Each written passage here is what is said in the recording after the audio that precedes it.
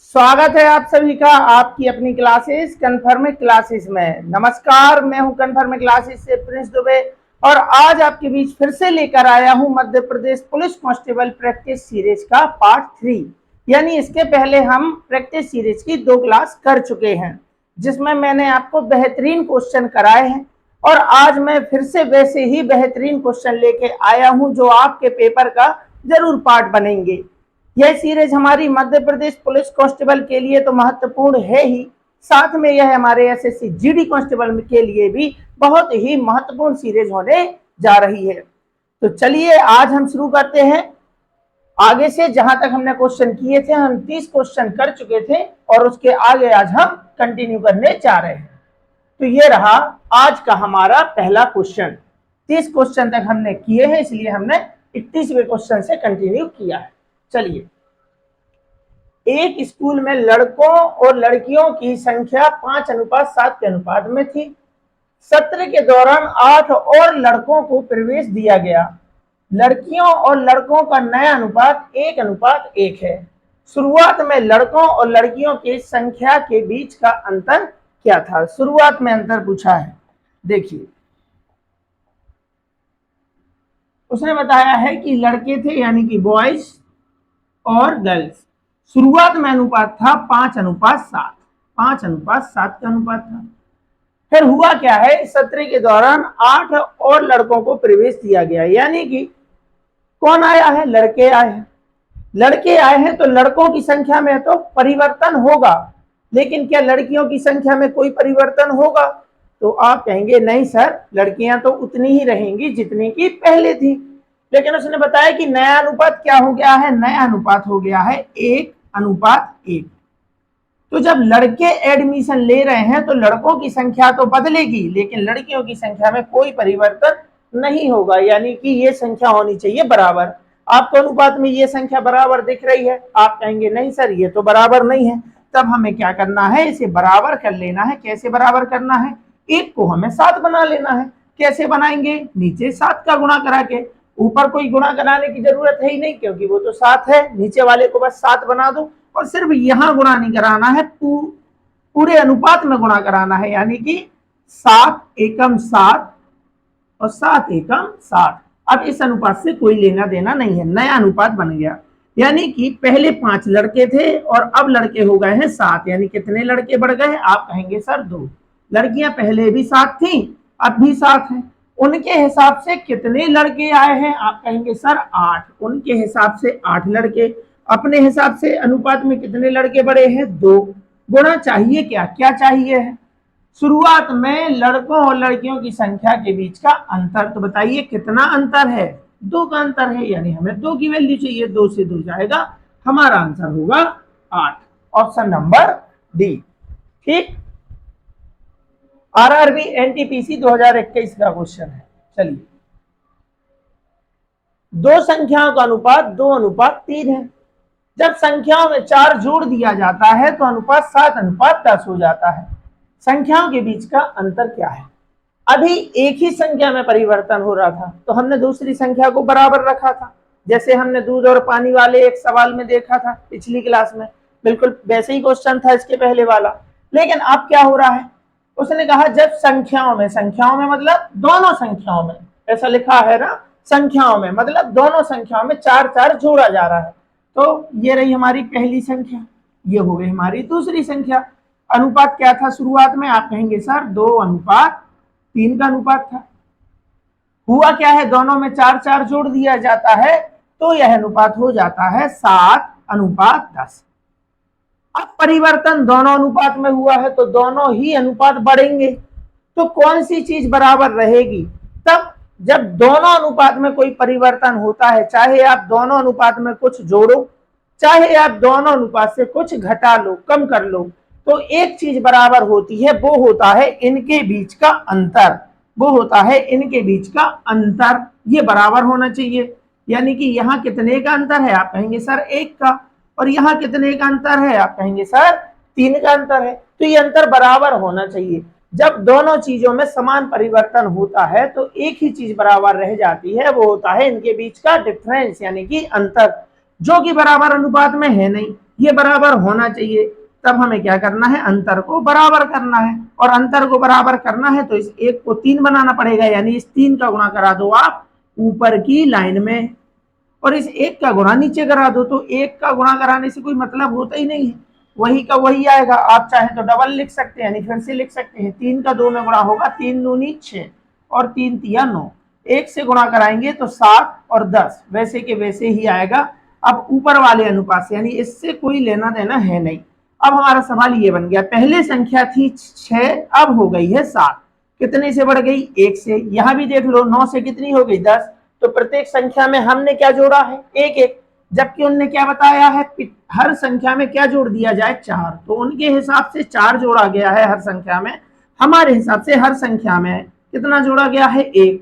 चाहिए क्या है, संख्याओं के बीच का अंतर। अंतर दोनों ही स्थिति में समान है, चाहे आप ऊपर वाले अनुपात से निकाल लो या नीचे वाले अनुपात से निकाल लो। तो कितने का अंतर चल रहा है, 3 का।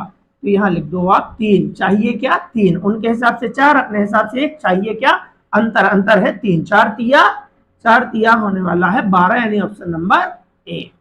ठीक, ये अनुपात का बेहतरीन कॉन्सेप्ट था। चलिए, बहुत अच्छा सवाल है। क्वेश्चन है 3 8, ये डबल नंबरिंग हो गई है, ये मिस्टेक है, यहां से पढ़ें। 3 8 9 और x का औसत है 7, और 17 2 5 x और y का औसत 8 है। तो y क्या दर्शाता है, मतलब y का मान क्या है। यानी कि आप पहले यहां से वैल्यू निकालें, किसकी, x की। किस किस का औसत दिया है, किस किस का औसत दिया है, औसत दिया है 3 8 9 और x, इन सब का औसत दिया है 7। इन सब का औसत दिया है 7।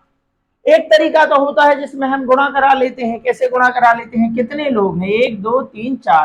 तो क्वेश्चन बन गया, 4 संख्याओं का औसत कितना है, 4 संख्याओं का औसत है 7। औसत मतलब हर एक की वैल्यू। तो हर एक संख्या अगर 7 है तो 4 संख्या मिलके बनेंगी 28। अब चारों का योगफल तो भाई 28 है, तो उसमें से हमें क्या निकाल देना है, उसमें से हमें निकाल देना है 9 8 17 और 3 20। अगर 4 संख्याओं का योगफल है 28, औसत से हम योगफल मालूम कर सकते हैं। 4 संख्याओं का औसत 7 है, इसका मतलब है हर एक संख्या 7 है। तो चारों संख्याएं मिलकर कितना बनाएंगी, 7 चौके 28। चारों संख्याओं का योगफल आ गया 28, जिनमें से 3 संख्या है 9 8 17, 17 में और 3 हो गया 20। तो 28 में से 20 जाएगा, बचेगा 8। यानी यहां से x की वैल्यू आ गई, x की वैल्यू आ गई, यहां पे लिख लेते हैं अपन, 8 आ गई। लेकिन वो तो y की वैल्यू पूछ रहा है। तो दूसरी वाली लाइन में क्या बोला है, 17 2 5, और x की वैल्यू तो आपके पास आ गई है, तो आप लिख लो यहाँ पे 8, और y, इन सभी का औसत कितना है, 8। मतलब 1 2 3 4 5, 5 संख्याओं का औसत है 8। यानी 5 संख्याएं जो हैं वो हर एक कैसी है, 8 8 है। तो अगर हर एक संख्या का मान 8 है तो 5 संख्या मिलके कितना बना देंगे, आप कहेंगे सर 8 पंचे 40। ये मिल गया हमें 5 संख्याओं का योगफल। अब आप चाहें तो इसमें से इन 4 संख्याओं का योगफल निकाल दो, तो y की वैल्यू आ जाएगी। यानी कि 17 और 2 19, 19 और 5 हो गया अपना 24, 24 और 8 हो गया 32। यानी यहां से आप क्या निकाल दो, आप 32 निकाल दो, तो बचा क्या, 8। यानी कि y की वैल्यू होने वाली है 8, ऑप्शन नंबर डी। छोटी संख्याएं थी, जोड़ के घटा के काम हो जाएगा। एक और तरीका होता है जिससे हम औसत निकालते हैं, औसत का कॉन्सेप्ट आप लगा सकते थे। 7 से ये कितना कम है, यहां से अपन देखते हैं ये 7 से कितना कम है, तो हम कहेंगे कि ये तो 7 से 4 कम है, ये 1 ज्यादा है, और ये कितना, ये है 2 ज्यादा। ठीक है ना, तो 4 कम 3 ज्यादा, तो ओवरऑल कितना कम हुआ, 1 कम हुआ, 1 कम हुआ। यानी कि जो व्यक्ति यहाँ पे आएगा उससे हमें बोलना है कि भाई तू 7 रुपए मत ला, यहाँ पे 1 रुपए कम पड़ रहे हैं, मतलब तू कितना ला, 7 और 1, 7 तो लाना ही है, 7 के साथ 1 कम पड़ रहा है, इसलिए 1 और ला, मतलब कितना ला, 8 ला। तो इस तरीके से भी हम यहाँ की वैल्यू निकाल पा रहे थे। तो ये वाला कॉन्सेप्ट जब अच्छी खासी संख्याएं होती तब हम लगाते, जहां पे कैलकुलेशन ज्यादा होता तब हमें वहां पे ये वाली मेथड करने का कुछ फायदा था। इजी संख्याएं हैं तो हमने ऐसे कर लिया। ठीक है, आंसर होने वाला है 8। चलिए ये रहा अगला क्वेश्चन। किसी कार्य को 18 महिलाओं द्वारा 12 दिनों में और 12 पुरुषों द्वारा 9 दिनों में कार्य पूरा किया जा सकता है। उस कार्य को 8 पुरुष 8 महिलाएं कितने दिनों में पूरा कर पाएंगे? कितने लोग हैं? महिला मतलब होता है फीमेल, यानी कि 18 फीमेल कितने दिन में काम कर पा रही है? 12 दिनों में। तो आप गुणा करा दीजिए 12 का, बराबर यही काम अगर आप 12 पुरुषों से कराओगे, पुरुष यानी होता है मेल, कितने दिनों में कर पाएंगे? 9 दिनों में। बस यहां से आप इनकी कार्य क्षमता निकाल सकते हो। कटता है तो काट लो। अब आपको काटे पाती आनी चाहिए, काटते आना चाहिए आपको। अब आपको काटा पीटी आनी चाहिए। जैसे 12 से ये 12 आप कैंसिल करा सकते हैं, और 9 एकम हो गया 9 और 9 दूनी हो गया 18, यानी कि F बटे M। M यहाँ गुणा में था, इस साइड आएगा तो नीचे आएगा, यहाँ पे बचा है 1 और F ये 2 जो है उस साइड जाएगा तो बटे में आ जाएगा, यानी F की वैल्यू हो गई 1 और M की वैल्यू हो गई 2। अब उसने क्या बोला है, हमें किससे कराना है? हमें कराना है 8 पुरुष। पहले आप टोटल वर्क निकाल लो, टोटल वर्क यानी कि कुल काम। कुल काम कैसे निकालेंगे? कितने लोग? या तो आप 18 महिलाओं से 12 दिन काम करा लो, या फिर वही काम आप 12 पुरुषों से 9 दिन करा लो। तो जहां से आपको कुल काम निकालना है आप वहां से निकाल सकते हो। जैसे कि 18, एफ की वैल्यू क्या है? 1, इसलिए मैंने 18 लिया। क्यों? क्योंकि यहाँ 1 से गुणा कराने से कोई मतलब ही नहीं है। और कितने दिन में कर पा रहे थे? 12 दिन में। ये हो गया टोटल वर्क। कराना किससे है? कराना है 8 पुरुष और 8 महिलाओं से कराना है। 8 पुरुष, पुरुष यानी मेल, मेल की कार्य क्षमता है 2, तो हर एक पुरुष 2 काम करेगा, तो 8 पुरुष 8 दूनी 16 काम कर देंगे, और 8 महिला, तो महिलाओं की कार्य क्षमता है 1, तो 8 दूनी 16 और 8 एकम 8, तो हो गए कितने? 24, यानी कि एक दिन में फिर कितना काम होगा? 24 काम होगा। कराना इतना है, 24 के हिसाब से कितना होगा? 12 एकम 12, 12 दूनी 24, 2 एकम 2, 2 नाम 18, यानी उत्तर होने वाला है 9। ठीक है ना? ठीक, चलिए करिए इस क्वेश्चन को। बहुत ही आसान क्वेश्चन है। आज टाइपिंग में थोड़ी सी मिस्टेक हो गई दोस्तों, नंबरिंग डबल हो गई है और वो भी रॉन्ग हो गई है। चलिए कोई बात नहीं, होता है। 3 क्रमागत विषम संख्याओं का औसत 69 के बराबर है। इनमें से कौन सी संख्या सबसे छोटी होगी? विषम संख्या बोला है, विषम, विषम हो या सम हो। जब आप रेगुलर लिखते हैं तो उनमें होता है 2-2 का गैप। क्या होता है? 2-2 का गैप होता है। जैसे हम विषम संख्या लिख रहे हैं 1, 3, 5, 7, 9, देखो कितने का गैप है? 2 का। कितने का गैप है? 2 का, यानी कि गैप क्या होता है? समान। अब चाहे आप सम संख्या लिख लो रेगुलर, 2, 4, 6, 8, 10, कितने का गैप है? 2 का गैप है। कितने का गैप है? 2 का गैप है। तो 2-2 के गैप के साथ में रेगुलर सम संख्याएं लिखते हैं अपन, और रेगुलर विषम संख्या लिखते हैं। और औसत का एक बेहतरीन कॉन्सेप्ट होता है कि अगर अंतर समान है, संख्याएं क्रमागत हैं और अंतर कैसा है? समान। क्रमागत में तो समान होता ही, तो अंतर अगर समान है तो पहली संख्या और आखिरी संख्या को जोड़ के आधा कर दो तो औसत आता है। दूसरी बात, अगर अंतर समान है, अंतर अगर समान है तो ठीक बीचों बीच की संख्या को ही बोलते हैं औसत। ये कॉन्सेप्ट आपको मालूम होना चाहिए कि यदि अंतर समान है तो चाहे आप किसी संख्या का गुणज लिख लो, चाहे आप रेगुलर कोई संख्या लिख लो, चाहे वो प्राकृत संख्या हो, पूर्ण संख्या हो, या फिर चाहे वो सम संख्या हो या विषम संख्या हो, इनमें अंतर होता है समान। और जिनमें अंतर समान होता है उनमें ठीक बीचों बीच की संख्या को ही बोलते हैं औसत। क्या बोलते हैं? औसत। तो उसने हमें क्या बताया है? उसने बोला है 3। कितनी संख्या? कोई एक्स मानने की जरूरत है नहीं। क्या बताया उसने हमें? तो उसने हमें बताया है 3 क्रमागत विषम संख्या का औसत कितना है? 69। तो औसत मतलब बीच की वैल्यू, औसत मतलब बीच की वैल्यू, तो बीच में लिखना है 69। ठीक है ना? अगली संख्या क्या होगी? इससे 2 ज्यादा होगी। 2 क्यों ज्यादा होगी? क्योंकि विषम संख्या हो या सम संख्या हो, गैप कितने का होता है? 2 का। तो इससे एक बड़ी संख्या होगी, वो होगी 71, 69 और 2 हो गया 71, और एक इसके ठीक पहले होगी, क्योंकि औसत, औसत कहाँ लिखते हैं मेरे भाई, औसत लिखते हैं ठीक बीच में, तो 69 से ठीक पहले लिखना है 68 नहीं 67, क्योंकि दो दो का गैप है, तो 67, 69 और 71। क्या पूछा है आपसे, यही तो वो तीन संख्या है जिनका औसत क्या है, 69 है। सबसे छोटी संख्या, सबसे छोटी संख्या है 67, ऑप्शन नंबर डी। अगर वो आपसे पूछे सबसे बड़ी संख्या, तो सबसे बड़ी संख्या है 71। ठीक है ना, कॉन्सेप्ट को समझ पा रहे होंगे। चलिए, यानी कि बिना पेन चलाए आप इसका आंसर दे पाते अगर आपको कॉन्सेप्ट मालूम है, जैसे कि मुझे मालूम है। ठीक है ना, चलिए, तो सीखते जा रहे हैं, धीरे धीरे मालूम पड़ जाएगा हमें जो भी कॉन्सेप्ट होता है। ए और बी किसी कार्य को 4 दिनों में पूरा कर सकते हैं, बी और सी उसी कार्य को 8 दिनों में पूरा कर सकते हैं, ए और सी उसी कार्य को 6 दिनों में पूरा कर सकते हैं। यदि तीनों एक साथ कार्य करना शुरू करते हैं तो कार्य को पूरा करने के लिए कितने दिनों की आवश्यकता होगी।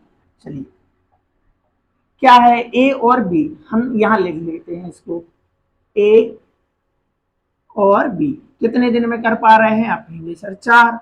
उसके बाद आए हैं बी और सी, ये लिखा, बी और सी कितने दिनों में, 8 दिनों में। उसके बाद कौन आया भाई, ए और सी, ए और सी कितने दिनों में, 6 दिनों में। इसके आगे का आपको पता है कि एलसीएम लेते हैं, तो बताओ इसका एलसीएम कितना है, आप कहेंगे सर 24 है। 4 से जाएगा 6 बार में, 8 से जाएगा 3 बार में, 6 से जाएगा 4 बार में। ये होता है हमारा टोटल वर्क, यानी कि कुल कार्य। ये क्या होती है, ये होती है हमारी क्षमता। क्षमता, क्षमता क्या होती है, एक दिन में किया गया कार्य। अगर यहाँ पे दिन में बात हो रही है तो आप बोलो एक दिन में किया गया कार्य। अगर यहाँ पे घंटे, 1 घंटे 2 घंटे ऐसा लिखा है तो आप बोलो 1 घंटे में किया गया कार्य। ठीक है ना, तो ए और बी आएंगे 6 यूनिट काम करेंगे, बी और सी आएंगे 3 यूनिट काम होगा, ए और सी आएंगे तो 4 यूनिट काम होगा। तब आप देखो टोटल काम कितना हुआ है, टोटल काम कितना हो रहा है, तो आप कहेंगे 6 4 10 और 3 13 हो रहा है सर। लेकिन आप देखो यहाँ पे ए कितने बार काम पे आया है, 2 बार। बी कितने बार काम पे आया है, टोटल जब हमने लगाया, बी ने भी 2 बार और सी ने भी 2 बार। तो हम कह सकते हैं जब 2 बार काम करते हैं, 2 बार काम करते हैं कौन, ए बी और सी, ए बी सी जब 2 बार काम पर आएंगे तब काम होगा 13। अच्छा, तो भाई 1 बार आएंगे तब कितना काम होगा, अरे 2 बार में 13 काम करेंगे तो एक बार में कितना काम करेंगे, 13/2। ये किनकी कार्य क्षमता है, ये तीनों की कार्य क्षमता है। किन तीनों की, ए बी और सी की, ए बी और सी की कार्य क्षमता है। ए ने भी 2 बार काम किया है, बी ने भी 2 बार काम किया है और सी ने भी 2 बार काम किया है। तो 6 4 10 और 3 13 काम हुआ जब सब लोग 2 बार आएंगे। तो हमने कहा भाई जब सब लोग 1 बार आओगे तब कितना काम होगा, तो 13 का आधा काम होगा, यानी कि 13/2। ये हो गई तीनों की कार्य क्षमता। अब हमें काम भी किससे कराना है, यदि तीनों एक साथ कार्य करना शुरू करते हैं, कितना कार्य है, आप कहेंगे सर 24 कार्य है। किससे कराना है, एबीसी से। एबीसी की कार्य क्षमता कितनी है, 13/2। अब आपको ये सॉल्व करना आना चाहिए। कैसे करते हैं, लिख लो आप 24 में आप भाग करा रहे हैं 13/2 से, तो आप बोलो सर भाग बनता नहीं, बनता है गुणा। अरे भाई ये तो उल्टी बात कर रहे हैं, मैं बोल रहा हूं भाग करना है, आप कह रहे सर भाग बनता नहीं, करना है आता है गुणा। तो जब बात उल्टी कर रहे हो तो नीचे वाली भिन्न को भी उल्टा कर दो, बात उल्टी है तो नीचे वाली भिन्न को भी उल्टा कर दो, यानी 13/2 से कर दो 2/13। कटने वाला है नहीं, तो 24 दूनी हो गया हमारा 48/13। 13 से भाग करा दो, 13 3 39, 48 में से 39 गया तो शेषफल बचेगा 9/13 दिन। 3 सही, 9/13 कहाँ है भाई, ऑप्शन नंबर बी। ठीक, उम्मीद है कि आप समझ पा रहे होंगे। चलिए, ट्रेन वाला क्वेश्चन है। 180 मीटर और 240 मीटर लंबी 2 ट्रेनें क्रमशः 40 किलोमीटर प्रति घंटे और 50 किलोमीटर प्रति घंटे की गति से एक ही दिशा में चाल समय दूरी का अच्छा कॉन्सेप्ट आप याद रखें, ट्रेन में आपको 101% पेपर में देखने को मिलेगा। जब दो ट्रेनें या दो वाहन समान दिशा में गति करते हैं, समान दिशा में गति करते हैं, तो इसका फर्क सिर्फ और सिर्फ चाल पर पड़ेगा। इसका फर्क सिर्फ और सिर्फ पड़ेगा चाल पर। ठीक, यानी कि समान दिशा में चालें घट जाती हैं, जबकि विपरीत दिशा में चालें जुड़ जाती हैं। चलिए, तो कितना है, 180 मीटर और 240 मीटर लंबी दो रेलगाड़ियां एक दूसरे को पार कराना है। तो जब भी ट्रेन ट्रेन को पार करेगी तो दोनों की लंबाई के बराबर चलेगी। लेकिन अगर ट्रेन किसी व्यक्ति को, किसी खंबे को, किसी सिग्नल पोस्ट को, इनको अगर वो ट्रेन पार करती है तो वो सिर्फ पार करेगी किसको, खुद की लंबाई को। चलिए, यानी कि ट्रेन को चलना है 180 मीटर और 240 मीटर, ठीक है ना। तो ट्रेन कितना जाएगी, 0 8 4 12, 1 2 और 1 3 और 1 4, यानी ट्रेन को चलना है 420 मीटर। ठीक, कितने की चाल से, तो देखो एक ट्रेन तो जा रही है 40 किलोमीटर प्रति घंटे की चाल से और एक ट्रेन जा रही है 50 किलोमीटर प्रति घंटे की चाल से। कैसे जा रहे हैं, एक ही दिशा में, और समान दिशा का कॉन्सेप्ट क्या है, चालें घट जाती है। ये 50 से जा रही तो 40 से वो भी तो जा रही है, तो ये सिर्फ उसको क्रॉस कर पाएगी मात्र 10 किलोमीटर प्रति घंटे की चाल से। तो बड़ी चाल में से, इसलिए उसने बोला है, देखो तेज ट्रेन, तेज वाली ट्रेन है 50 किलोमीटर प्रति घंटे वाली, धीमी ट्रेन 40 किलोमीटर प्रति घंटे वाली, इसको पार करेगी किस रफ्तार से, 10 किलोमीटर प्रति घंटे की रफ्तार से। लेकिन ये हमारी ट्रेन तो 420 मीटर लंबी है दोनों ट्रेन मिला के, यानी हमें 420 मीटर चलना पड़ेगा। 400, दोस्तों यहाँ पे वो मक्खी परेशान कर रही है और ये कहीं भी बटन पे वो बैठ जाती है, जिसकी वजह से थोड़ा डिस्टरबेंस हो रहा है। तो 10 किलोमीटर प्रति घंटे की रफ्तार से इसको पार करेगी, लेकिन हमें जाना है मीटर में, जबकि हमारी चाल है किलोमीटर में, इसलिए चाल को बदलना पड़ेगा। यूनिट समान होनी चाहिए गुणा भाग कराते समय। तो 10 किलोमीटर प्रति घंटे को, 10 किलोमीटर प्रति घंटे को हमें बनाना है मीटर प्रति सेकंड। कैसे बनाएंगे, गुणा कराएंगे 5/18 का। कटता है तो काट लीजिए, 2 से जाएगा 5 बार में, 2 से जाएगा 9 बार में, यानी हमारी चाल हो जाएगी 25/9 मीटर प्रति सेकंड। हमें कितना जाना है, हमें जाना है 420 मीटर। किस चाल से जाना है, हमें जाना है 25/9 मीटर प्रति सेकंड की चाल से। अब इसका कैलकुलेशन आपने जस्ट अभी सीखा है, यानी 420 भाग बनता नहीं, बनता है गुणा। 25/9 से आप करा दीजिए 9/25।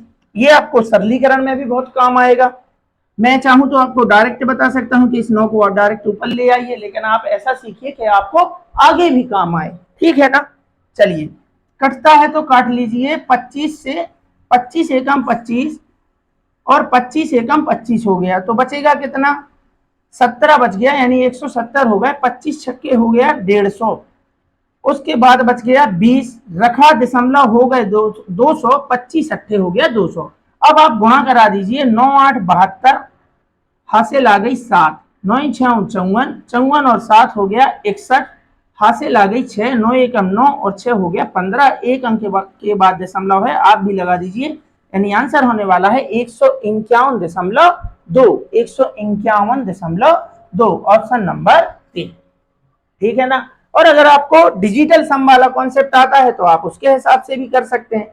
यानी कि अगर आप देखें, हमें भाग कराना है 420 में गुणा कराना है 9/25 का। अब आपको मालूम होना चाहिए कि किसी भी नंबर से अगर आप 9 का गुणा करा देते हैं तो उसका सम ऑफ डिजिट तो 9 ही आता है, और नीचे का सम ऑफ डिजिट बन रहा है 5 और 2 7, यानी कि आपको एक ऐसी संख्या से गुणा कराना पड़ेगा ऊपर भी और नीचे भी, ताकि नीचे का सम ऑफ डिजिट 1 आ जाए, ताकि 1 आने से कोई फर्क पड़ता नहीं है।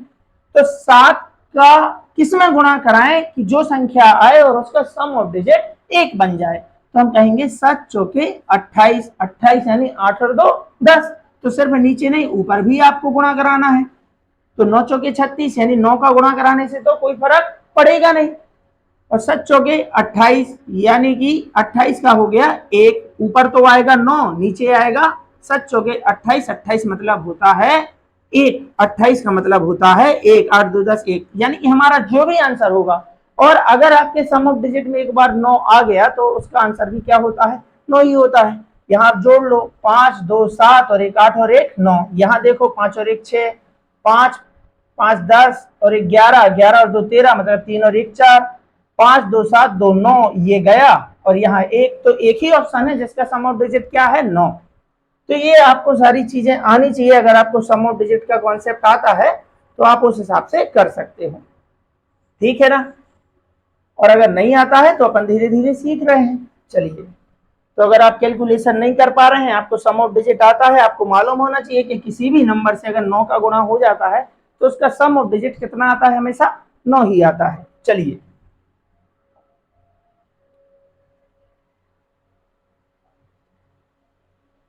ठीक,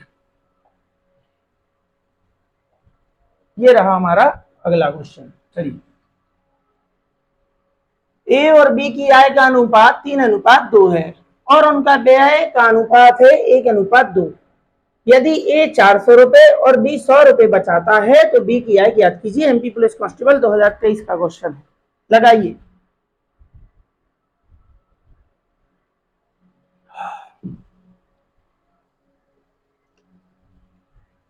चलिए देखिए कैसे करते हैं, कौन कौन है, ए है और बी है, ठीक। आय का अनुपात दिया है, आय का अनुपात दिया है, कितना है, 3:2, 3:2। आपको इस तरीके के और भी क्वेश्चन मिलेंगे, आप सीख लो, इसी तरीके से लगाना आप। और उनके व्यय का अनुपात दिया है, कितना दिया है व्यय का अनुपात, व्यय का अनुपात दिया है 1:2, ठीक। और उनकी जो भी बचत है आप यहाँ पे क्रमशः लिख दीजिए, यानी कि यहाँ पे जो उनकी बचत है वो है 400 और कितनी दे रखी है, 100।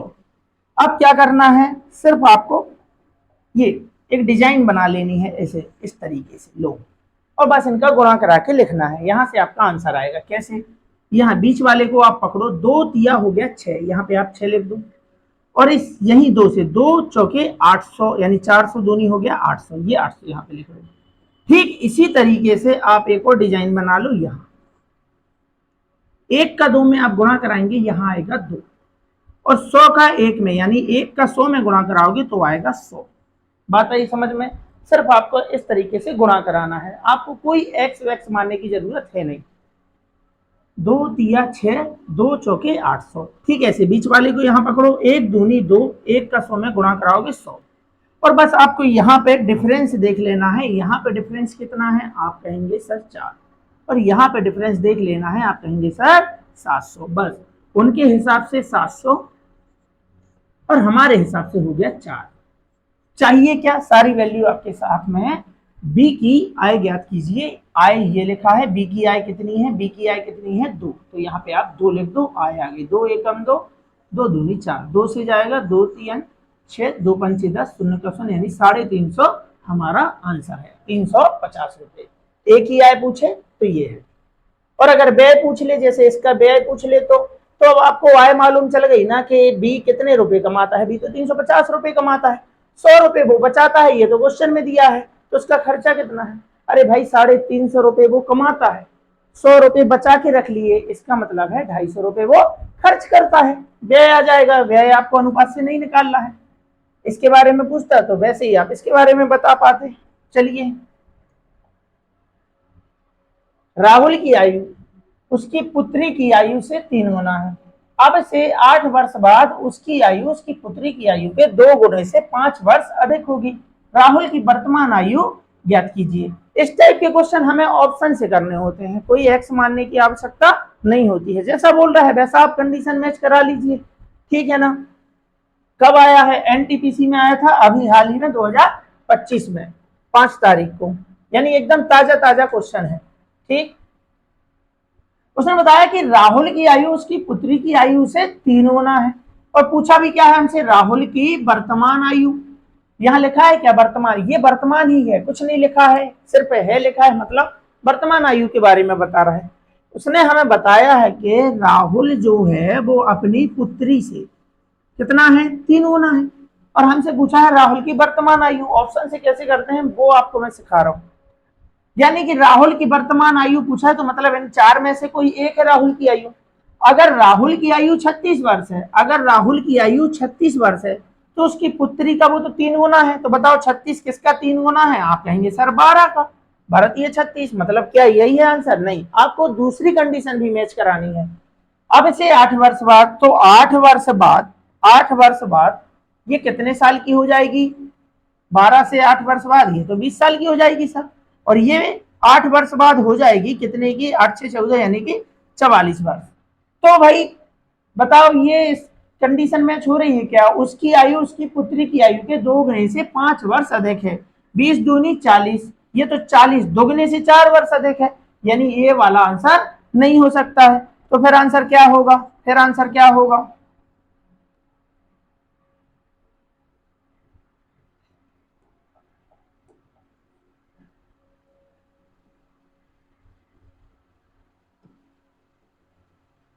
चलिए, फिर आंसर क्या दूसरा वाला होगा? तो वैसे ही आप अंदाजा लगा सकते हैं। अगर ये 30 है, राहुल की आयु 30 है, तो पुत्री की आयु कितनी होगी? पुत्री की आयु होगी 10। तो फिर 8 वर्ष बाद वो 18 की हो जाएगी, ये 38 की हो जाएगी।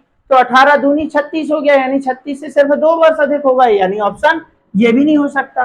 क्या 33 हो सकता है? अगर राहुल 33 वर्ष का है तो पुत्री होगी 11 वर्ष की, पुत्री होगी 11 वर्ष की। उसने बोला है 8 वर्ष बाद, तो 8 वर्ष बाद पुत्री जो है वो 11 से हो जाएगी 8 कितना 19 का, और ये हो जाएगी 41 की। तो 19 दूनी 38, 19 दूनी 38, 38 से कितना अधिक है? 3 अधिक है, मतलब 41। वो तो बोल रहा है नहीं भाई 5 वर्ष अधिक है। तो आंसर होगा हमारा 39। 39 कैसे होगा? 39 उसने बताया अगर राहुल वर्तमान में 39 वर्ष का है तो उसकी पुत्री होगी 13 वर्ष की, क्योंकि वो उसका 3 गुना है। 8 वर्ष बाद यानी 8 साल बाद, तो 13 और 8 ये हो जाएगा 21, और ये 8 साल बाद हो जाएगा कितने का? 47 का। तो पुत्री 21 की है, ये 47 की है। 8 वर्ष बाद की कंडीशन क्या है? दोगुने। तो 21 का 2 गुना होता है 42, और 42 से 5 वर्ष अधिक होना चाहिए। तो 42 और 5 47, कंडीशन मैच हो गई। आप चाहे तो ऑप्शन से कर सकते हैं।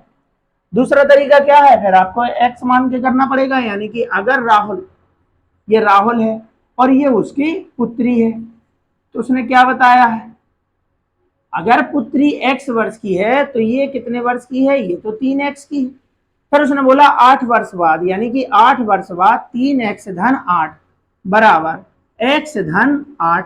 उसने बताया है कि 8 वर्ष बाद क्या होगा? राहुल की जो आयु है पुत्री की आयु के दोगुने से 5 वर्ष अधिक है, यानी कि ये दोगुना होना चाहिए, और धन धन 5 अधिक होना चाहिए, 5 अधिक होना चाहिए। तो आप इसे सॉल्व कर सकते हो, यानी कि 2x और 16 आ जाएगा यहाँ पे, और यहाँ पे आ जाएगा 5, और यहाँ पे 3x धन हो जाएगा 8।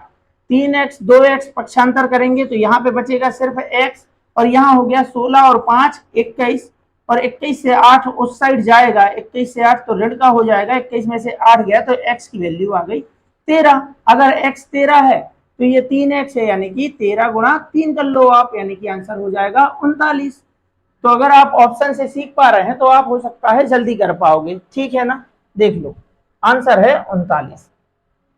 चलिए 40वां क्वेश्चन है।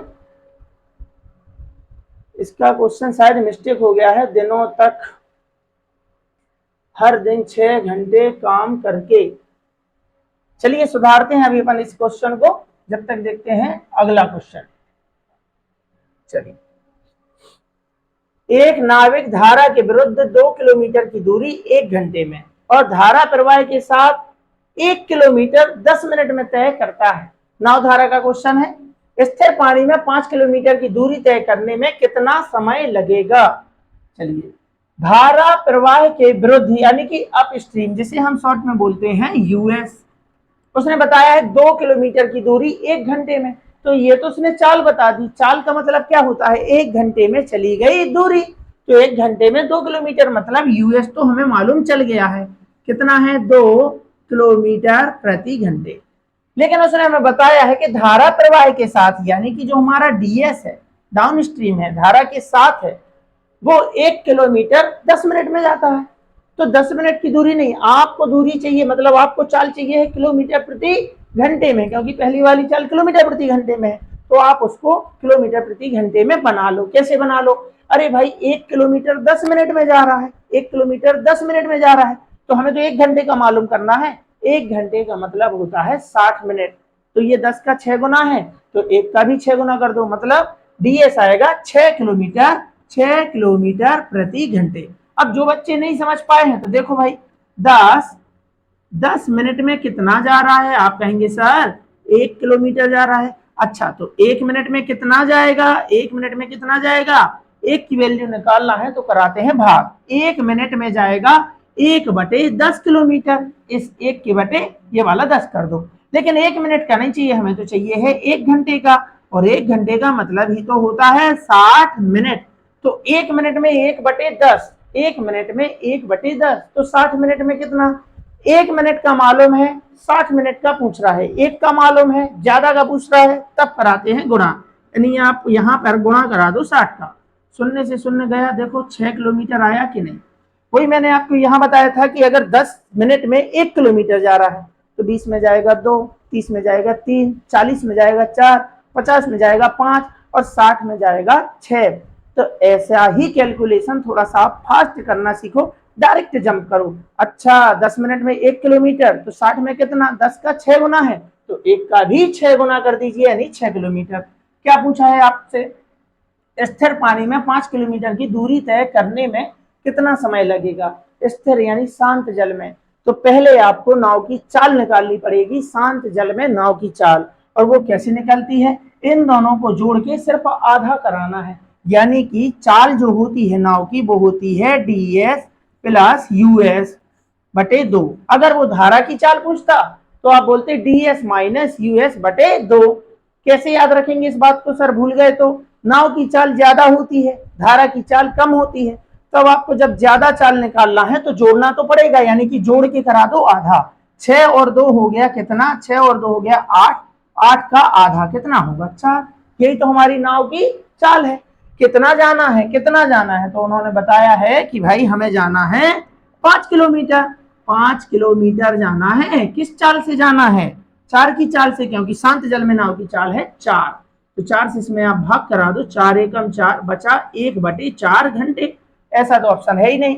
तो 1/4 घंटे का मतलब होता है एक सही 1/4 घंटे का मतलब होता है 1 घंटे, और 1/4 घंटे का मतलब होता है 15 मिनट। अब आपको घंटे से मिनट में बदलना आना चाहिए, यानी 1/4 घंटे को जब मिनट बनाओगे तो 1 घंटे में होता है 60 मिनट। तो 1/4 घंटे में कितना मिनट? 4 से आप गुणा करा दो, 4 एकम 4 से जाएगा 15 बार। इस तरीके से यहाँ पे आया है 1 घंटे 15 मिनट, ऑप्शन नंबर सी। ठीक, थोड़ा आपका कैलकुलेशन अगर अच्छा है तो आप और भी फास्ट बना पाओगे। ठीक, चलिए, अच्छा क्वेश्चन है, अभी एनटीपीसी में आया है, बताइए इसका आंसर।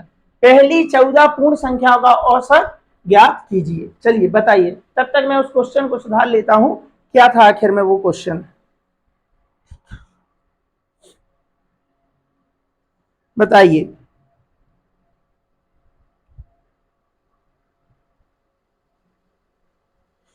क्वेश्चन क्या था? यूनिट वाला था।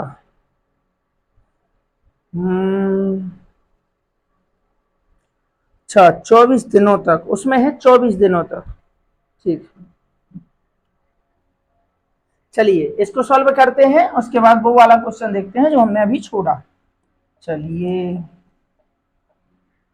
14 पूर्ण, पहली 14 पूर्ण संख्या का औसत। अब आपको मालूम होना चाहिए प्राकृत संख्या क्या होती है, पूर्ण संख्या क्या होती है, सम संख्या क्या होती है, विषम संख्या क्या होती है, अभाज्य संख्या क्या होती है। आपको नंबर सिस्टम पढ़ना पड़ेगा जिसमें आप ये सारी चीजें सीख जाओगे। फिलहाल मैं आपको बता देता हूँ, पूर्ण संख्याएं वो संख्याएं होती हैं जिनमें जीरो शामिल होता है, यानी जब गिनती शून्य से स्टार्ट होती है, शून्य से लेके आगे बढ़ते जा रहे हैं, वो संख्या होती है पूर्ण। यानी कि 0, 1, 2, 3, 4 इस तरीके से अनंत तक। प्राकृत संख्या क्या होती है? प्राकृत संख्या क्या होती है? जब गिनती 1 से चालू होती है, 1 2 3 4, यानी प्राकृत संख्याओं में 0 नहीं होता है। इसलिए उसने क्या बोला है? पहली 14 पूर्ण संख्याओं का औसत ज्ञात कीजिए। तो पहली 14 पूर्ण संख्याएं हैं कहां तक? बोला है 14 तक, लेकिन गिनती तो जाएगी 13 तक, क्योंकि उसमें क्या शामिल है? शून्य शामिल है। और अगर आपको औसत का कॉन्सेप्ट मालूम है, तब आप करते हैं कि अगर अंतर बराबर है तो पहली संख्या और आखिरी संख्या दोनों को जोड़ दो और उसका आधा कर दो, वही औसत होगा। यानी कि पहली संख्या तो शून्य हो गई, आखिरी संख्या 13 हो गई। शून्य और 13 को आप जोड़ेंगे तो 13 आएगा, और 13 का आधा होगा 6.5, यानी ऑप्शन नंबर 1। और जो बच्चे जल्दी करेंगे वो बोलेंगे पहली संख्या 1 है, आखिरी संख्या 14 है, तो 14 और 1 15, 15 का आधा 7.5, इसलिए इसने दे रखा है। लेकिन आपको मालूम होना चाहिए पूर्ण संख्या मतलब शून्य से स्टार्ट। अब जो बात नहीं समझ पाए हैं वो देख लो भाई, शून्य से स्टार्ट है, 14 संख्या लिखना है, 14 तक गिनती नहीं लिखना है, 14 संख्याएं लिखना है। यानी कि 0 1 2 3 4 5 6 7 8, ये हो गया 9, ये 10 11 12 और ये हो गई 13। आप चाहे तो गिन लें कितनी? 14 हो गई, 1 2 3 4 5 6 7 8 9 10 11 12 13 14, हुई ना 14। और औसत का कॉन्सेप्ट क्या है कि अगर संख्या रेगुलर लिखी है तो गैप तो बराबर होगा।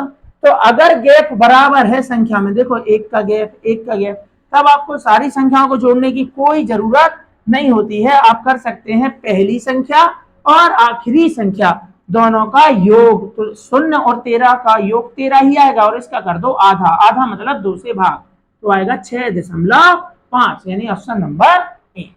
ठीक है ना? यानी अगर कैलकुलेशन आता है तो बिना पेन के आप इसका उत्तर दे पाते। आसान सा क्वेश्चन। चलिए, औसत का अच्छा क्वेश्चन है, करिए। एक कक्षा के 30 विद्यार्थियों ने परीक्षा दी। टोटल कितने बच्चे हैं? 30। 12 विद्यार्थियों का औसत स्कोर है 60। कितने बच्चे? 12, यानी 12 बच्चों का औसत दिया है, औसत दिया है 12 बच्चों का 60। ये लो, फिर क्या बोला है?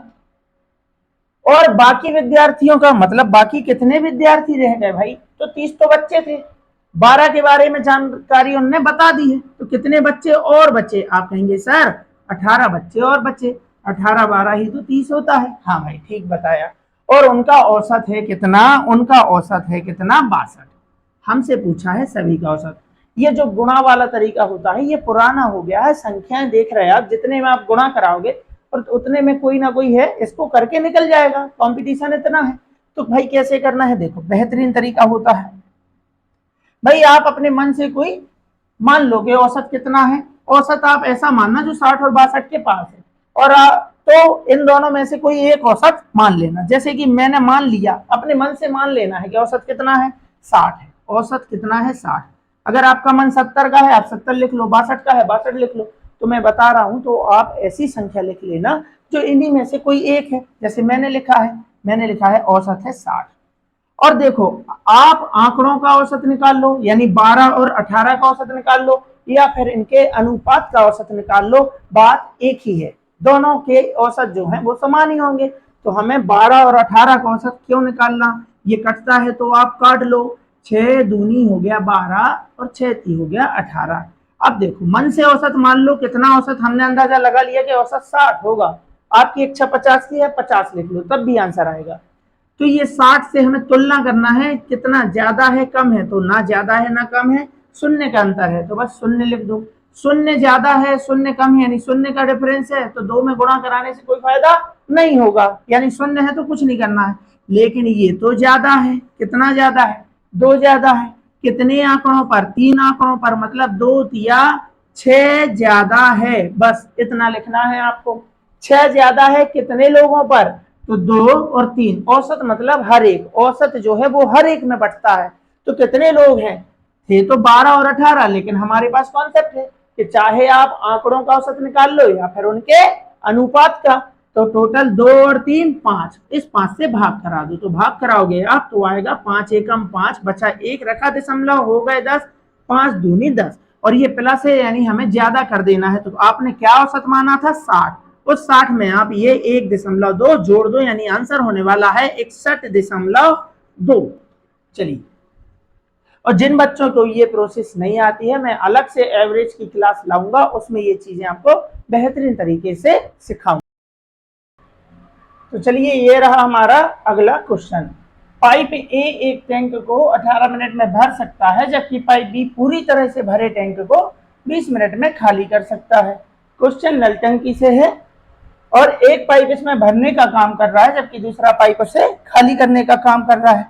कैसे करना है, हमें पहले इनकी क्षमता निकाल लेनी है। पाइप ए जो है वो 18 मिनट में क्या कर रहा है, भर रहा है। आप चाहें तो लिख सकते हैं कि ये भरने का काम कर रहा है, जबकि पाइप बी कर रहा है उसे खाली, ये खाली करने का काम कर रहा है और खाली कर पाएगा 20 मिनट में।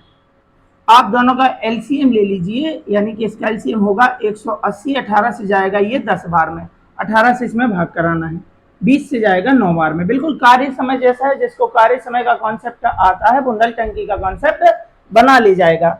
अब मतलब ये हुआ कि ये हो गई इसकी कुल क्षमता, ये है कुल, यानी कि अगर आपको कुल 180 लीटर पानी भरना है तो पाइप ए जो है वो 1 मिनट में 10 लीटर पानी भरेगा और पाइप बी जो है वो 1 मिनट में 9 लीटर कर देगा खाली। अब हुआ क्या है, जैसा उसमें बोला गया है आपको वैसा करना है।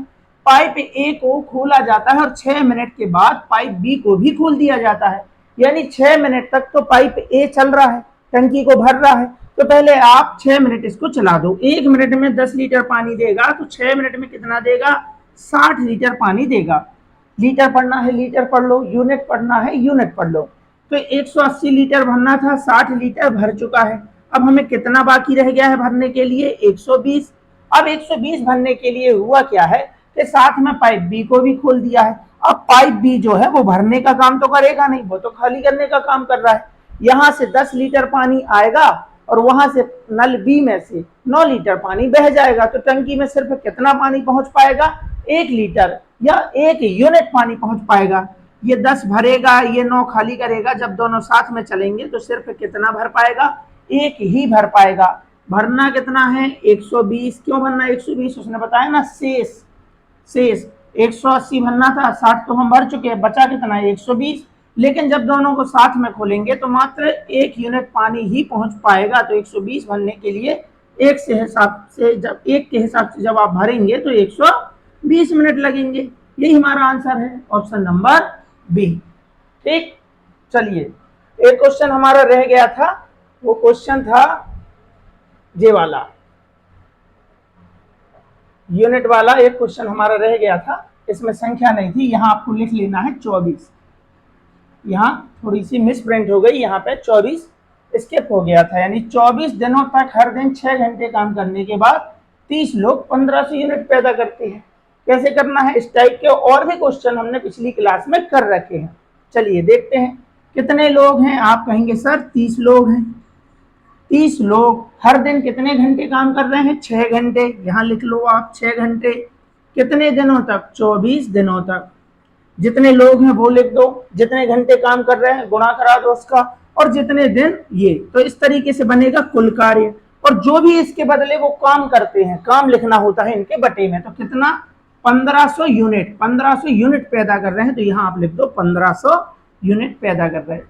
बराबर इसी कार्य क्षमता के साथ 18 पुरुषों से काम कराना है, प्रतिदिन 8 घंटे कार्य करा के कितना यूनिट, 1800 यूनिट। तो यूनिट की जगह पे यूनिट लिख दो आप। कार्य जो अपन करते हैं ना वो बटे में लिखते हैं नीचे, इस पार्टी का काम इसके नीचे, इस पार्टी का काम इसके नीचे। कितने दिन लगेंगे, दिन पूछा है, दिन की जगह पे आप डी बना दो, जो भी पूछे उसकी जगह पे आप एक्स लिख सकते हैं, बी लिख दो, जो लिखना है वो लिख दो। अब आप सिर्फ काटा पीटी कर लो, कैसे, 2 जीरो से 2 जीरो यहाँ पे ये गया, फिर 18 से 18 चला जाएगा, 15 एकम 15, 15 दूनी 30, 8 से जाएगा ये, 8 तिया 24, 2 6 12 और 12 तिया हो गया हमारा 36, यानी आंसर होने वाला है 36 दिन। ठीक है ना, एमपी एक्साइज कांस्टेबल में आया हुआ क्वेश्चन है। चलिए देखते हैं आज के सेशन का लास्ट क्वेश्चन, ये रहा। वरुण और आशीष मिलकर एक हाल को 3 दिन में पेंट कर सकते हैं। कार्य समय से फिर से कौन कौन है? वरुण और आशीष। अच्छा, ये दोनों साथ में कर रहे हैं, वरुण और आशीष। अगर साथ में काम करें तो 3 दिन में एक हॉल पेंट कर सकते हैं, जबकि वरुण अकेले आएगा, वरुण तब काम हो पाएगा कितने दिन में? 7 दिनों में। आप चाहें तो कुल कार्य निकाल लें, 7 या 21, इन दोनों का एलसीएम जो होगा वो कुल कार्य होगा। 3 दिन में करते हैं, मतलब एक दिन में कितना काम करते हैं? 7 यूनिट, और ये 7 या 21, एक दिन में 3 यूनिट। वरुण और आशीष की कार्य क्षमता है 7, जबकि सिर्फ वरुण की कार्य क्षमता कितनी है? 3। अब मैं आपसे पूछूं तो बताओ आशीष कितना काम करता है? तो आप कहेंगे कि सर 7 तो ये दोनों मिलके काम कर रहे थे, वरुण और आशीष मिलके 7 काम कर रहे थे, इसमें से 3 काम किया है वरुण ने, बचा कितना? 4। ये काम कौन करता है? आशीष। ये किसकी कार्य क्षमता है? आशीष की कार्य क्षमता है कि नहीं? तब पूछा गया है हमसे आशीष अकेले ऐसे 4 हॉल। अच्छा, ऐसा एक हॉल नहीं, कितने? 4 हॉल। एक हॉल में कितना लग रहा है पेंट? 21 यूनिट काम हो रहा है एक हॉल में। ऐसे कितने हैं? 4 हैं, तो आप लिख दो कुल काम कितना है? 21। लेकिन इतना नहीं करना है, ऐसे कितने? 4, तो गुणा करा दो 4। ये हो गया कुल कार्य। किससे कराना है? आशीष से, और आशीष की कार्य क्षमता है 4। 4 से 4 कट गया, यानी आंसर होने वाला है 21 दिन। 21 दिन कहाँ है भाई? Option number B. ठीक, तो ये थे हमारे सारे क्वेश्चन। बीच में लाइट जाने की वजह से थोड़ा डिस्टरबेंस हुआ है। चलिए, तो फिर मिलते हैं आगे किसी और क्लास में। तब तक के लिए आप जो भी मैंने अभी तक प्रैक्टिस सीरीज में क्वेश्चन कराए हैं उनको आप नोट कर लीजिए और उनका रिवीजन करते रहिए। विश्वास मानिए कि अगर आप सीरीज में लगातार जुड़े रहते हैं तो आने वाले एग्जाम में निश्चित तौर पर आप सफल होंगे। तो चलिए, फिर आप हमारी वीडियो को लाइक करते रहें, शेयर करते रहें और इसी तरह से जुड़े रहें। तो फिर मिलते हैं किसी और क्लास में। तब तक के लिए आपका बहुत बहुत धन्यवाद।